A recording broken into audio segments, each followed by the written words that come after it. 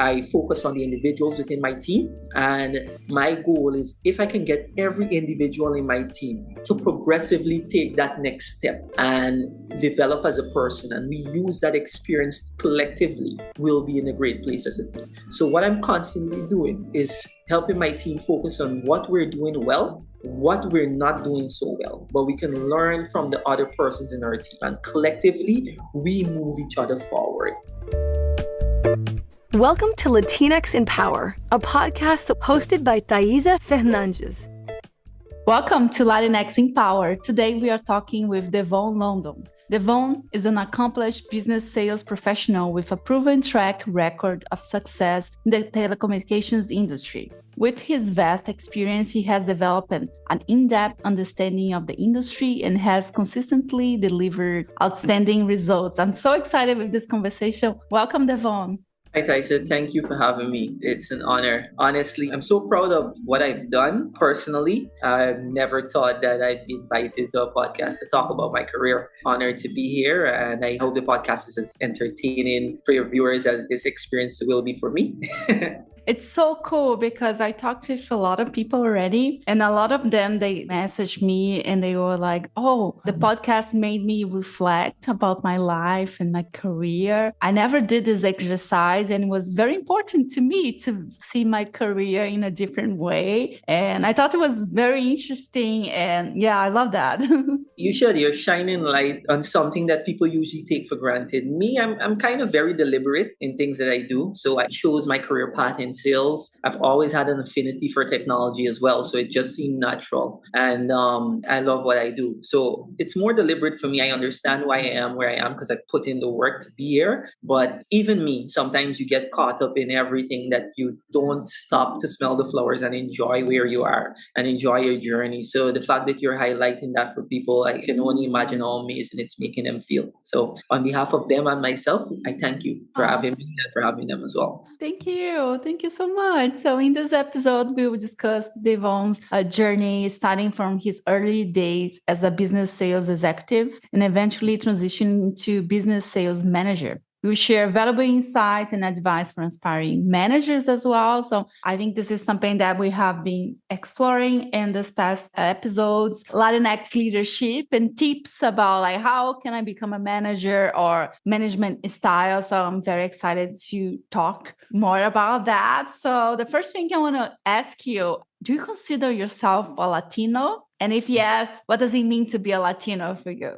I'll be honest with you. Before you invited me to the podcast, I didn't. I'm from Guyana, and yes, we are part of South America, but there's just this misconception that Latinos are Spanish-speaking people from Spanish-speaking origin. And until you invited me to the podcast, and I was like, this seems interesting. There might be something here that I'm not aware of. Let me check.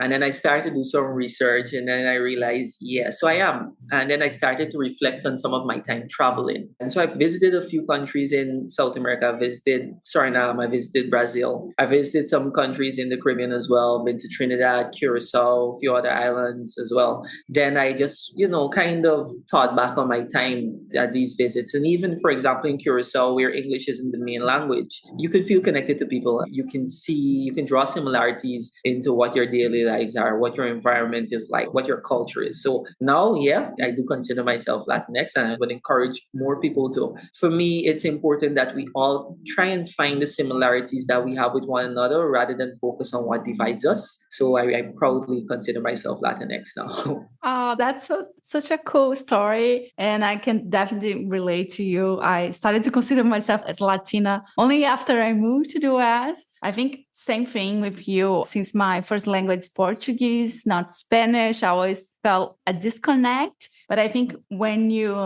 remove the language from this, you can see a lot of similarities. Like I think our culture, especially like the food, the music, and the way we interact with families, like this closeness. I think we are very, very similar. We were joking in a previous episode that we talk with our moms every day. And, the sense of closeness, if you spend one day without messaging them, they're probably going to think you died or something happened and they get all worried, Yeah, it's wild. I've developed something in my time in sales where I don't miss calls. So even if I'm busy and someone calls me, I usually send them them a message to let them know that, hey, I'm busy, get you back later. So when people call me and don't get me, they lose their minds. Especially my mom. She's going to ring me and keep ringing me until she probably sees that message, and it's wild. So yeah, I know exactly what you mean.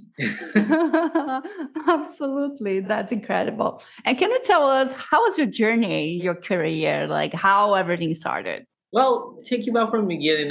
I was a journeyman kind of at the beginning of my working career. I left school, started to study, but I quickly realized that I needed to work and study as well. So actually, my first job was at the bank, and quickly from there, I realized that there's this general idea in the workplace that we all earn similar amounts of money if you're in the same position. But do we really all do the same amount of work? I'm the kind of person who likes to take on extra responsibility because it helps you to grow, right? And your goal is to grow as a person. I have been kind of deliberate in that, and I try to grow every day, see a goal for myself at the end of the year, and get to where I want to be. And I quickly realized at the bank that I didn't believe that that was a fair exchange. And then I thought about what can be a fair exchange? What can I do that directly compensates me for the amount of work that I want to put in, that I will put in, no matter how I feel, right? And then I realized, you know what, I should probably be in sales. It didn't happen right away.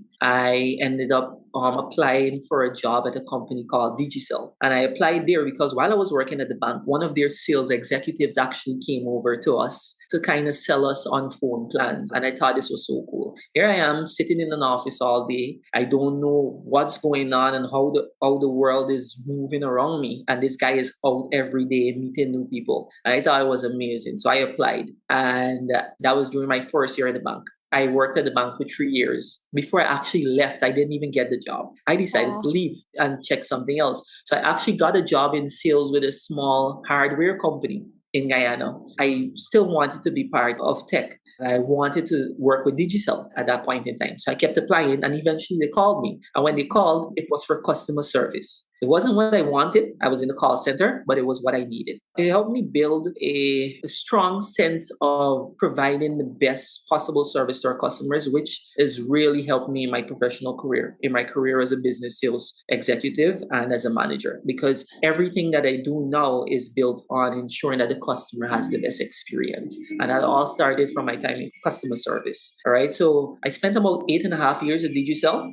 The first 9 months I was in customer service, and then I got up to sales. Fun story is you usually have to do training. So on my first day of training at Digicel, they asked me, where do I see myself? I told them that in a year, I'm going to be in business sales. At that point in time, no one wanted to be in business sales because you had to go through parts of the call center that people didn't like. It was a very demanding part of the call center, but I was all for it because I know where I wanted to be. I told my trainer that I'm working here for a year. If in 1 year exactly I'm not in business sales, I'm going to resign and move on to something else. In 9 months, I got the job to go up to business sales. It worked out. And then I spent 7.5 years in business sales. For about 5.5 of those years, I was a business sales executive. So I was tasked in providing ICT solutions to the business community in Guyana. Right. And to be honest, it's something now that it's amazing because you get to now speak with CEOs, successful business people, people in government, even small business people as well, who just have such grand visions for their business that it kind of helps you develop as a person. I've had conversations with people I never thought I would have had. I've built friendships in the industry that I never thought I would have had. And it was amazing for me at that young age to be able to do that. So then I got the opportunity to become a manager. And that was the most frightening part of my career so far. Because I was going from working with my colleagues and friends, I built friendships with these people, to now having to manage them. Right. And let me tell you, for anyone that's listening here, if it's your first time in management, you will have imposter syndrome. I've listened to leaders all over this world. I've read books, I've listened to podcasts. They all talk about it. At the beginning, you have imposter syndrome. You feel like you're not supposed to be there, especially if you were part of that team before. All right. But you need to have a foundation. You need to quickly identify what are your core values and stick to those. And it won't be easy, but it will lead you through those tough times and those days where you're doubting yourself. I always believe as long as you're doing things with the best of intentions, you sleep well at night, right? Just like coming back to one thing that you said that I think it's very powerful. You knew where you wanted to be, and also you accepted a job that it wasn't exactly what you wanted, but you knew that this experience was going to help you get where you wanted. So I think this is very powerful because you need to be very strategic, like, okay, I'm going to learn all the skills I need in order to achieve where I want to be. But for now, I want to be in this stage. This is important. And I think it's sometimes for some people, this might not come naturally. So I'm curious, do you think this is something that comes naturally for you to be very strategic? It seems that you always have the sense, oh, I want to do this and I'm going forward with this. So how was your process of like understanding where you wanted to be or what you wanted to do? No, it didn't come naturally to me. When I talk to people I went to school with, where I am now, outside of my core group of friends who I've been with like every day, they kind of don't recognize me. I'll be honest, every part of my journey has been necessary. Every part of it I didn't thoroughly enjoy, but every part of it has helped me become the person I am today. When I was working at the bank, that's where I kind of got this drive about being deliberate. Because what I realized is that those 3 years I spent at the bank flew by so fast. And within the first year, I knew this is not what I wanted to do. But of course, I had a job, right? And I had responsibilities. And you need to make some sacrifices there. But then I realized that, okay, so whether or not I'm happy, whether or not I'm working towards a goal, the time will keep passing. And I would implore everyone to focus on that.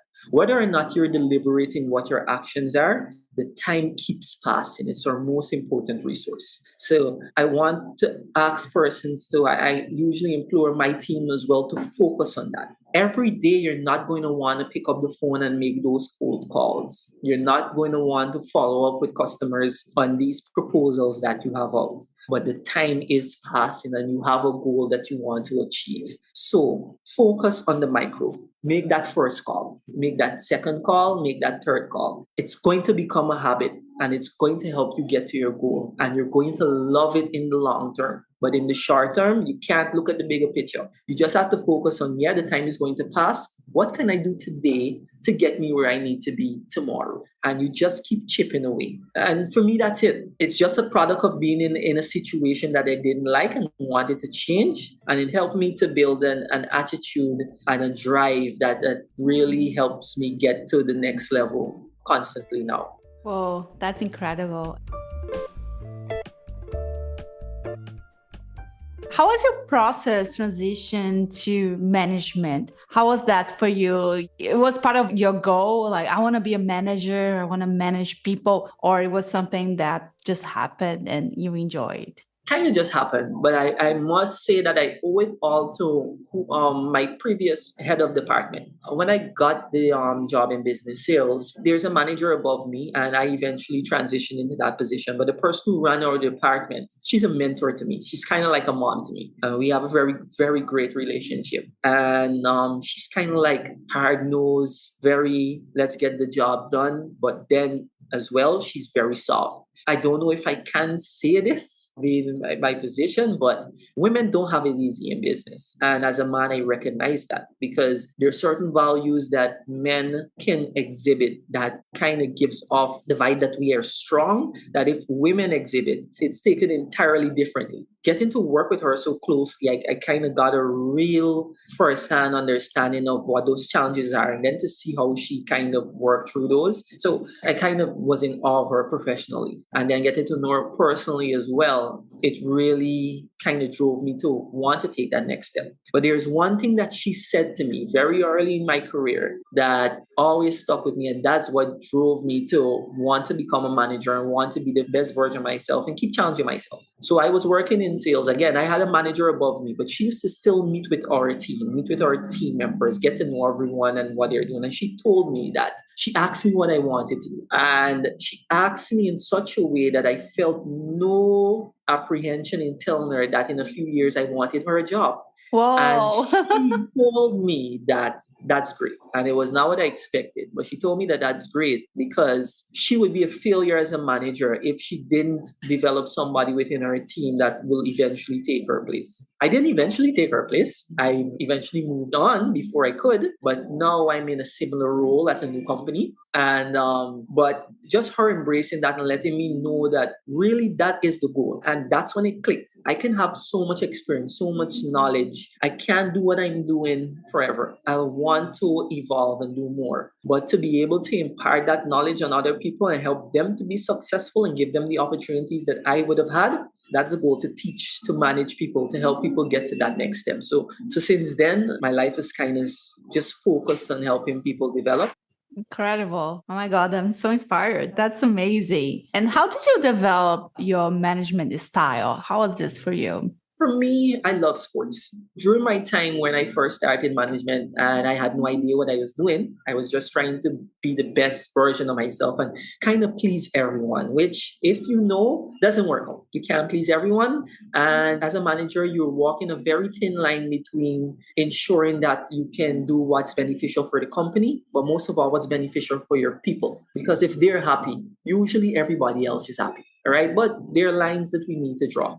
I love sports, like I said, basketball, football, or what you call soccer in the US. So I have spent a lot of time just following athletes and following what their journeys are, and also following managers for teams like the great Sir Alex Ferguson, who was the manager for my favorite team, Manchester United, for all those years, and getting to see the level of detail he put into managing players and different personalities and superstars and getting them to fall in line. That's where it clicked for me. I started reading books about his journey. I started reading books from Kobe Bryant and Phil Jackson and Michael Jordan and their journeys and how persons manage them. And for me now, I take more of a man management approach. I focus on the individuals within my team. And my goal is, if I can get every individual in my team to progressively take that next step and develop as a person, and we use that experience collectively, we'll be in a great place as a team. So what I'm constantly doing is helping my team focus on what we're doing well, what we're not doing so well, but we can learn from the other persons in our team. And collectively, we move each other forward and we help each other develop and get to our goals. That's a really good point, to focus on what they are doing well and also what they need to improve. And I think maybe the natural tendency is just to focus on what people need to improve and kind of like forgetting what they are already doing that is like exceeding the expectations, like, or helping to move the needle. That's a really good strategy. Oh, thank you. It took me a while to get there, but I figured out that was the best place because we all have different things. So me, when I'm hiring somebody, I don't really look for their experience. I have my core values. There are certain things that I look for. You need to have a drive in sales. You need to have a strong moral compass, and you need to be the kind of person who holds themselves accountable. And if you are, and if I can sense that, and I usually ask questions that help me to identify whether you are or not. It's hit and miss. I can say that over time I'm hitting more than I'm missing. But if you can identify those persons, then I can give them the other skills that they need. I can teach them about their products. I can teach them what the roadmap is for certain conversations that they need to have. But what I can teach is desire. I can't teach them what makes you get up in the morning and have a positive outlook on the rest of your day and to come to work and put in the little work. When you're in the trenches, it's desire that gets you through that day. When you have to dig deep and do the grimy things that no one wants to do, it's your desire that gets you through that day. So those are my core values, and that's what I look for. Since I've started to do that, being able to manage people has gotten easier for me because I have persons with those core values. So we kind of see eye to eye. We're still different individuals. So then I lean on that individuality so that we know together, including myself, we can continuously grow because they teach me as much as I teach them. And it's just a wonderful experience learning every day and helping to impart some of my knowledge on people and ensuring that they can be successful. When I'm calculating that commission at the end of the month and they're getting paid amounts of money that they didn't think was possible before they got the job that I promised them they'd be able to make, I get so much satisfaction from it because I'm helping them change their lives. Because of that, they can change the lives of their loved ones as well. And after that, and they probably move on to something else because they've hit the peak on where they wanted to be and achieve whatever goals. I get to now start over that entire process again and give that opportunity to another young person who didn't think they would have it. So it's amazing. That's incredible. I'm loving this conversation, and this is a really, really good advice. And talking about advice, which advice would you give to someone who is starting their career in sales?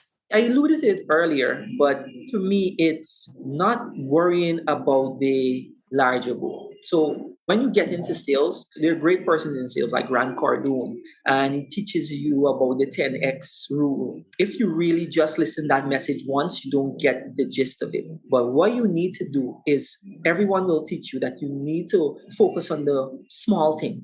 You can't worry about the larger goal. So when you get in sales, you're going to be given a target here. This is what I want you to achieve within a month or within a quarter. And if you sit as somebody new in sales and you focus on that large and you just look at that large number, right, or that large sales target, it will seem impossible to me. And then when you have a bad day and you have a little setback, it will feel impossible. That weight will be on you, and that little weight will affect all of your decisions that you're going to make on the days ahead to get there. And it's going to put so much pressure on you, it's going to make it impossible for you to get to that target. So what I encourage my team to do is here, I give them their targets for the year. All right. I let them know. But then we have weekly meetings where we sit down and focus on what we're doing this week. And then I get them to ask themselves the questions. What are you doing today to ensure that you make your target? All right. And that's where you need to focus your energies, not on how I'm going to make my entire target for the month, but what do I need to do right now? What do I need to do today? What do I need to do this hour in order to get me to that goal? And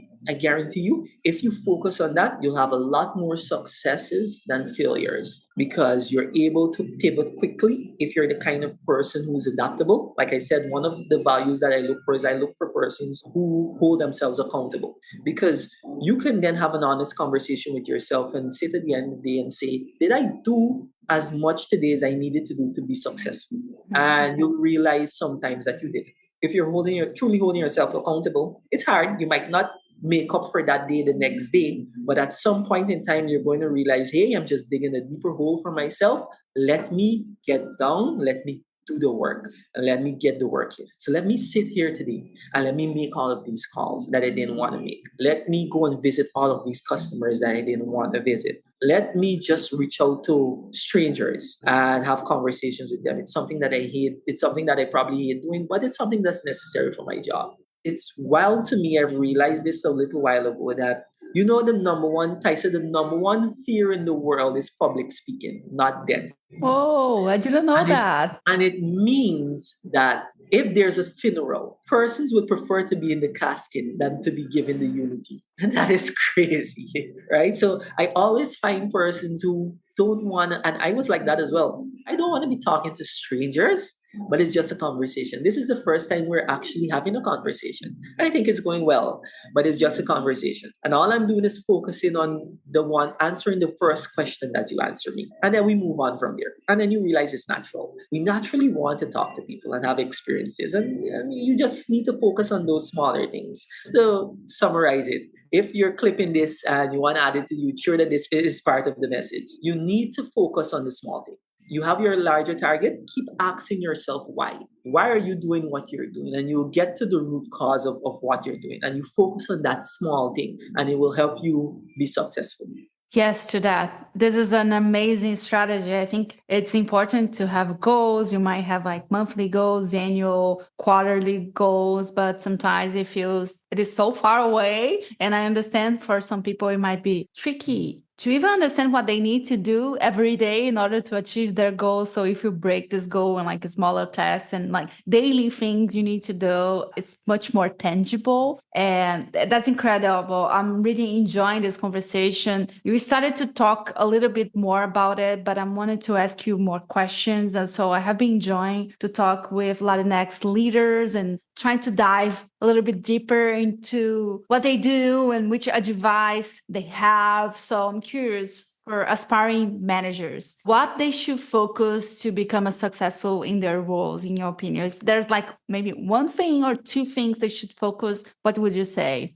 Lean into your individuality. And the second thing is learn. Well, from where I am, I don't think the school system does the best job of imparting a love for learning in persons. Like it's such a grind that at the end of it, you want to just step away from it, but every day you're learning that. And it's a wonderful thing to be able to learn and grow, right? But you need to, for me, what I did is I got the information, I read, I followed some great, who I thought were great leaders. And then I tried to duplicate that. And then I realized quickly that that wouldn't work for me. The scenarios aren't one for one. And then I leaned into my individuality because you're more yourself, that inner voice usually tells you what is right. And usually you get a sense of what's working from being able to feel the room and being in the room. So if you take the lessons you learn from the persons who've done it successfully before, and then you kind of add that to you as an individual, right? So you digest it and then you focus on what your circumstance is, what your sales environment is, what your management, what your culture is in your business, what's the makeup of your team. You can then use that knowledge and help you to develop strategies to focus specifically on that team. And that will help you to be successful.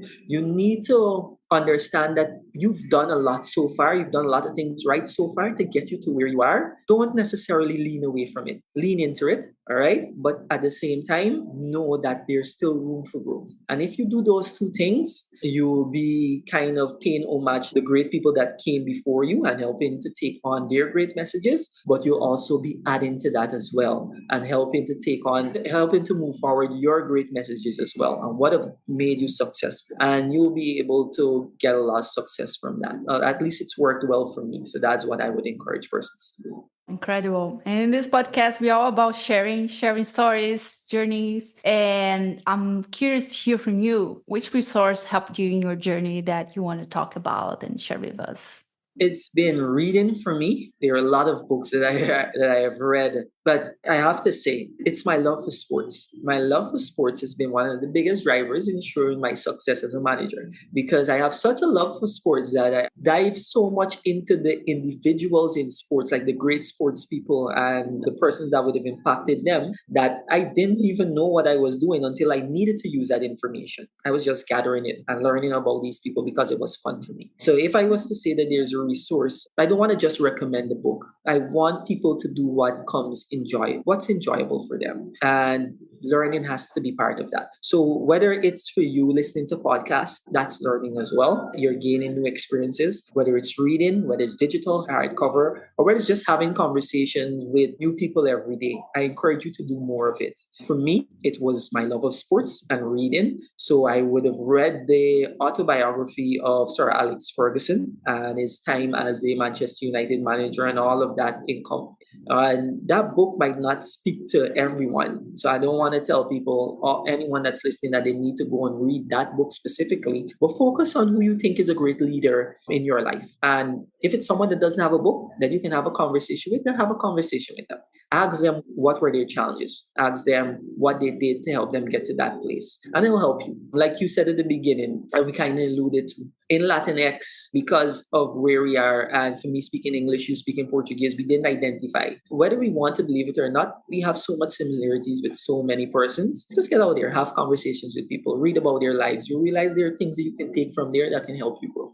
Awesome. Love that. Devon, I'm really enjoying this conversation. Thank you so much for your time. We are getting to the end of this episode, so I'm going to leave the last minutes for you to share anything you want to share and also where people can find you. We are going to include in the description of your episode where people can find you. All right, great. So for now, I want to thank you for the opportunity to have this conversation. It's been lovely, and I hope that a lot of people get to see this and they're inspired by it as well and the other work that you're doing. But for now, I just want to say that my journey is still ongoing. Right now, I'm at ENET in Guyana, and we're doing great things. We're actually focusing on rolling out mobile, which we'll be launching tomorrow. So we'll be launching the first 5G mobile network in Guyana tomorrow. All right, so the first of its kind, and so it's exciting times here. So I'm in it trying to evolve the business community in Guyana through technology and through the services that we have to offer. So people can get me here. They can get me via email if they need me at devonl@enetworks.gy. All right, on my social media, I can share that with you and you can share that as well, Taisa, so people can reach out to me if they have any questions or so. I'll be pleased to answer any of them.